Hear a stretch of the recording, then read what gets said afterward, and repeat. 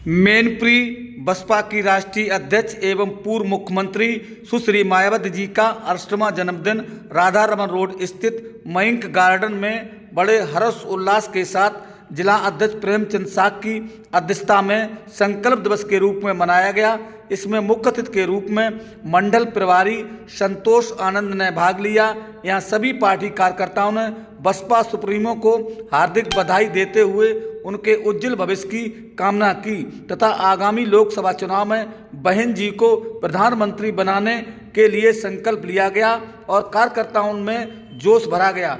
कहा गया कि कोई भी नेता आए लेकिन अपने चुनाव चिन्ह हाथी का ध्यान रखें और बहन जी को प्रधानमंत्री बनने के लिए तन मन धन से सहयोग करें।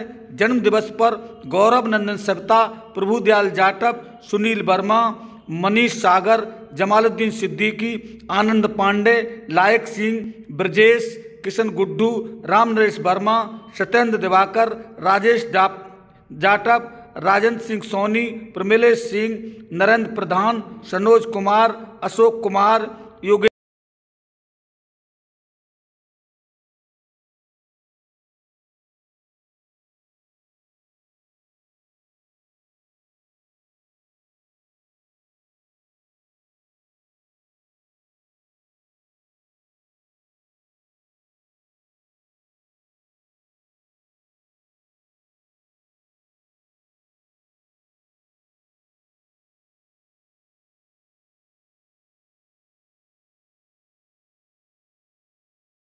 आज बहुजन समाज पार्टी की राष्ट्रीय अध्यक्ष, उत्तर प्रदेश जैसे राज्य की 4 बार मुख्यमंत्री रही परम आदरणीय बहन कुमारी मायावती जी का 68वां जन्म दिवस है।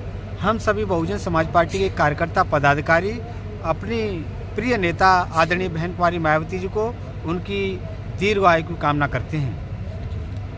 आगामी लोकसभा चुनाव के लिए क्या कहना चाहेंगे? किस तरीके की तैयारी पार्टी कर रही है? पार्टी के आगामी लोकसभा चुनाव के लिए माननीय बहन जी के निर्देश पर हर विधानसभा में छोटे छोटे कैडर कैंप सेक्टर स्तर पर आयोजित किए जा रहे हैं जो बंद जगहों पर होते हैं। जैसा कि अभी प्रेस कॉन्फ्रेंस के माध्यम से आदरणीय बहन जी ने बताया भी है, तो आदरणीय बहन जी के दिशा निर्देश के अनुसार जो भी उनका निर्णय होगा उसके अनुसार बहुजन समाज पार्टी का एक एक कार्यकर्ता कार्य करने का काम करेगा। 2024 को लेके बहन जी ने साफ किया है कि अकेले ही चुनाव लड़ेंगे, गठबंधन नहीं करेंगे। ये माननीय बहन जी का जो फैसला है वो हम एक एक कार्यकर्ता पदाधिकारी को मानने, जो उनका निर्देश होगा उसके अनुसार हम सब लोग काम करेंगे। अभी उत्तर प्रदेश में जिस तरीके की कुरीतियां चल रही हैं उसको क्या कहना चाहेंगे? अभी राम प्रतिष्ठा के नाम पर भारतीय जनता पार्टी के लोग, हमारी पार्टी सभी धर्मों का सम्मान करती है और आगे भी करते रहेंगे। जो भी निर्देश, मैं एक बार पुनः कह देता हूँ, जो भी निर्देश हमारी नेता आदरणीय बहन मायावती जी का होगा हम सभी कार्यकर्ता उसके अनुसार काम। क्या अपराध पर नियंत्रण लगा पा रही है सरकार? जिस तरीके की घटनाएं हो रही हैं, अपराधी बेखौफ घूम रहे हैं। अपराध पर नियंत्रण तो बहुजन समाज पार्टी की सरकार में होता था। अपराधी जेल के अंदर होते थे या प्रदेश छोड़कर भाग जाते थे, तो अपराधी तो खुलेआम घूम रहे हैं। जिन्होंने लगाने में क्या जो जिस तरीके कर रहे हैं, कई बुलडोजर चला रहे हैं, कुछ कर रहे हैं। बुलडोजर जहाँ मानसिकता के अनुसार चलता है, जहाँ उनकी इच्छा होती है वहाँ चलवा देते हैं, जहाँ इच्छा नहीं होती तो नहीं चलवाते।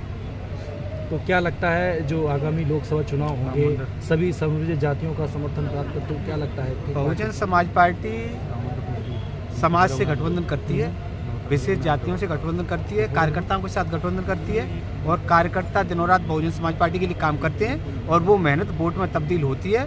MP जीतते हैं, विधायक जीतते हैं आदरणीय बहन जी, उसी का नतीजा है कि आदरणीय बहन जी 4 बार प्रदेश की मुख्यमंत्री बनी है। उनके कार्यकाल का लॉ एंड ऑर्डर अभी भी लोग याद करते हैं। वो तो याद करते हैं, आप देख रहे हैं जहाँ भी चर्चा होती है किसी भी धर्म समाज में चले जाइए, जो भी अगर सुशासन के नाम पर अगर किसी को याद किया जाता है तो आदरणीय बहन मायावती जी को याद किया जाता है। तो किस रूप में आज आप उनके जन्मदिन उसको किस उपलक्ष्य में मना रहे हैं? आज की जो दिन है 15 जनवरी, तो बहुत ही ऐतिहासिक बहुजन समाज के लोगों के लिए है। हमारे नेता हैं, आज उनका जन्मदिवस है, तो बहुत ही हर्षोल्लास के साथ हम लोग सब मना रहे हैं। बहुत बड़ा आयोजन आज मैनपुरी जनपद में हुआ है, तो यहाँ से सभी कार्यकर्ता संकल्प भी लेके जाएंगे कि आगामी जो MP का चुनाव होगा 2024 जो चल रही है, अभी 2 महीने बाद जो इलेक्शन है, उसमें यहाँ से जो भी कैंडिडेट होगा या हमारे आगरा मंडल की जो भी सीटें हैं उनमें जो भी कैंडिडेट होंगे, एक एक कार्यकर्ता सभी जो भी कैंडिडेट होंगे उनको जिताने का कार्य करेंगे। ईवीएम को लेकर लगातार जो है ट्रायल कराया जा रहा है, क्या कोई फर्क पड़ने वाला है ईवीएम से? बहुजन समाज पार्टी देखो हमेशा से आंदोलन करती रही है। 2017 का चुनाव हुआ, उससे पहले अगर सबसे पहले किसी ने आंदोलन का काम किया तो आदरणीय बहन मायावती जी के निर्देश पर जैसे ही रिजल्ट आ रहा था तो आदरणीय बहन जी ने कॉन्फ्रेंस करी थी कि हमें वोटों से नहीं, हमें ईवीएम से हराया गया है। ये आप सभी लोग जानते हैं। तो ईवीएम के लिए हम लोग बहुजन समाज पार्टी के सभी पदाधिकारीगण या आदरणीय बहन जी के द्वारा सुप्रीम कोर्ट में भी रिट दायर की गई थी, तो वहाँ से कोई ज़्यादा उम्मीद नहीं है। आगे जो भी बहन जी का निर्देश होगा उसके अनुसार हम लोग काम करेंगे। ये आज माननीय बहन जी का 68वां जन्म दिवस है, उसे आज हम सभी पार्टी के सभी सम्मानित सभी जो साथीगण हैं हर्षोल्लास के साथ मना रहे हैं और माननीय बहन जी को दीर्घायु की हम लोग यहाँ कामना कर रहे हैं। तो माननीय बहन जी हजारों साल जिए और हमारे दलित शोषित पिछड़े समाज के लिए का कार्य करें और हम लोगों को आगे बढ़ाने का काम करेंगे। क्या संकल्प लिया गया है? यहाँ पर आज ये संकल्प लिया गया है कि आने वाले 2024 के इलेक्शन में हम यहाँ पर बहुजन समाज पार्टी को अच्छी सफलता हासिल करेंगे और केंद्र में सरकार बनाने के लिए अग्रसारित होंगे। 2024 को लेकर के क्या तैयारी है? 2024 को लेकर के हम लोगों की पहले से तैयारियां चल रही हैं। माननीय बहन जी के निर्देश पर हम लोग गांव-गांव सेक्टर बूथ कमेटी तक हम लोग गए हैं और वहां पर हम लोग सेक्टर कमेटी के माध्यम से सेक्टर जो हमारे आयोजित सेक्टर पर जो आयोजित कार्यक्रम हुए थे पार्टी द्वारा, तो उसे हम लोगों ने सफलतापूर्वक किया है। और माननीय बहन जी ने अभी हम लोगों को ये निर्देश दिया था कि जो जन्म दिवस है इसे एक संकल्प दिवस के रूप में मना करके हम लोग 2024 का संकल्प लेंगे और बहुजन समाज पार्टी को मजबूत करेंगे। 68वां जन्मदिन मना रहे हैं। हमारी बहन जी का आदेश है कि जन्मदिन हमारा तब साकार होगा जब उनका जो मिशन है उसको आप उसमें जुट जाएंगे और जो लोकसभा का चुनाव 24 का आ रहा है उसमें माननीय बहन जी को जब प्रधानमंत्री बना देंगे तो सच्चा जो एक गिफ्ट है या जो उनको एक वो है वो तभी साकार होगा जब उनके मिशन पे माननीय बहन जी ने कभी शादी नहीं करी, उन्होंने व्यक्तिगत स्वार्थ के लिए कभी काम नहीं किया और उनका जो पूरा जीवन रहा वो एक कुर्बानी का रहा और ये लोग वही समझ सकते हैं जो इस मिशन पे उनके साथ चल रहे हैं। इसी के साथ हम आपको बताना चाहेंगे कि वर्तमान राजनीतिक पार्टी चाहे वो भाजपा हो, सपा हो, ये सब गुंडों की पार्टी है। आपको ये बात बताने की बहुत बड़ी बात नहीं है कि आपको जितने भी इस देश में शोषण होते हैं वो सारे के शोषण जातिगत शोषण होते हैं। आपको ये भी पता होना चाहिए कि जब भी गुंडागर्दी की बात होती है कौन सी जातियां गुंडागर्दी करती हैं, आपको ये बखूबी पता है। और जब शोषण होता है किन को प्रताड़ित किया जाता है, किन जातियों को प्रताड़ित किया जाता है, आपको ये भी पता है। आपको पता होना चाहिए 2 दिन पहले बाबा रामदेव का एक बयान आया। आपको पता होना चाहिए कि बाबा रामदेव वैसे तो ओबीसी से है लेकिन वो सामंतवादी व्यवस्था में जुड़े हुए हैं और क्या बोलते हैं कि भाई ओबीसी जाए ऐसी की तैसी कराने। तो हम सभी पिछड़े भाइयों को कहना चाहते हैं कि आपका मान सम्मान सिर्फ एक ही पार्टी में है जो बहुजन समाज पार्टी है। हम लोग हमेशा मंदिरों में जाते हैं, हर लोगों की पूजा करते हैं। इस एक छोटी सी कहानी, एक उदाहरण के लिए मैं कहना चाहता हूं कि एक नई नवेली दुल्हन की शादी होके आई। हम लोगों की जैसे परंपरा है जब शादी होके आती है तो मंदिर में ले जाते हैं पूजा कराने के लिए।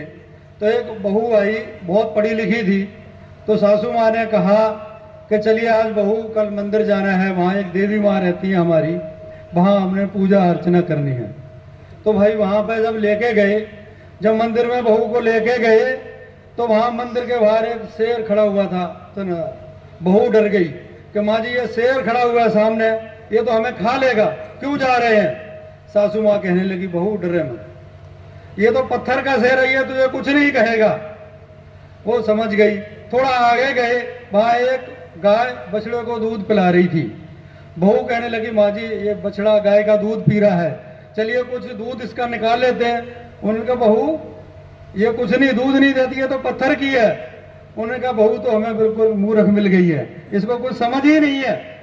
थोड़ी देर बाद वो आगे ले गई तो वहां पत्थर की एक देवी खड़ी हुई थी। वहां सासू माँ कहने लगी बहू बेटा मांग ले, जो मांगना, ये देवी माँ है, सब कुछ आशीर्वाद यही देगी। बहू कहने लगी माँ जी जब वो शेर पत्थर का हमें खा नहीं सकता, पत्थर की गाय दूध दे नहीं सकती, पत्थर का बछड़ा दूध पी नहीं सकता, तो पत्थर की माँ जी है, हमें क्या देगी? हमारी तो आप ही माँ जी है जिन्होंने हमें पति देव को सबको आपने पाल पोस के इतना बड़ा किया, जो आप संस्कार देती है, हमारी तो साक्षात देवी आप ही है, आपसे ही हमारा संस्कार होगा। इसी से मैं कहना चाहता हूँ उधड़ के हमारी जो देवी सच्ची देवी हमारी बहन कुमारी मायावती जी हैं, जिन्होंने जिंदा देवी, जिनकी हमें पूजा करनी चाहिए। आज हम लोग उनको दरकिनार करके पत्थरों के देवी देवताओं में विश्वास करते हैं, मगर नहीं, जो देवी ने सबको छोड़ के, अपना शादी ब्याह सब कुछ छोड़ के हमारे लिए जो लगी हुई है, तो हम लोगों से यही विनती करते हैं, यही करते हैं कि हमारी देवी की बात मान के आज इनको हमें देश का प्रधानमंत्री बनाए। आज इनकी वजह से हमारे जो देश की रक्षा हो रही है। आप 84 से पहले जाइए, जब बहुजन समाज पार्टी नहीं थी, तब कितने दलित, कितने ओबीसी के लोग विधायक तो बनते थे, मजबूरी थी, पर कितने लोग मंत्री बने आज तक बता दीजिए। आज जो लोग मंत्री बन रहे हैं, क्यों बन रहे हैं? बहुजन समाज पार्टी आ गई है। आज हमारे लोगों को वर्ग ला के, बहक आके ये लोग ले जाते हैं, वो लोग अदर पार्टियों में जाते हैं, अपना भला कर सकते हैं, जब भी समाज की बात करते हैं उनको जूते पड़ते हैं, कहते हैं जी समाज की बात नहीं करोगे, अपना पेट भर लो, सामाजिक बात नहीं करोगे। इसी तरीके से छोटी बात होती, लोग कहते हैं हमारे एक वोट से क्या होगा। उदाहरण के लिए हमारे एक वोट से क्या होगा, एक बार बारिश नहीं हो रही थी तो एक संत वहां जी के पास लोग अर्चना करने गए कि भैया बारिश होनी है, कुछ करिए। उन्होंने कहा कि ये कुआं है, सब लोग इसमें दूध चढ़ाएंगे जाके तो बारिश हो जाएगी। सब लोग अपना दूध का लोटा लेके चढ़ाया रहे। एक भाई साहब थे, उन्होंने कहा कि सब लोग तो दूध चढ़ा रहे हैं, हम तो पानी चढ़ाएंगे, क्या फर्क पड़ेगा। वो लेके अपना पानी उसमें डालाए। आगे जाके देखा कि बारिश नहीं हुई। उन्होंने कहा भाई बारिश नहीं हुई, बारिश तो होनी चाहिए थी, क्या बात है।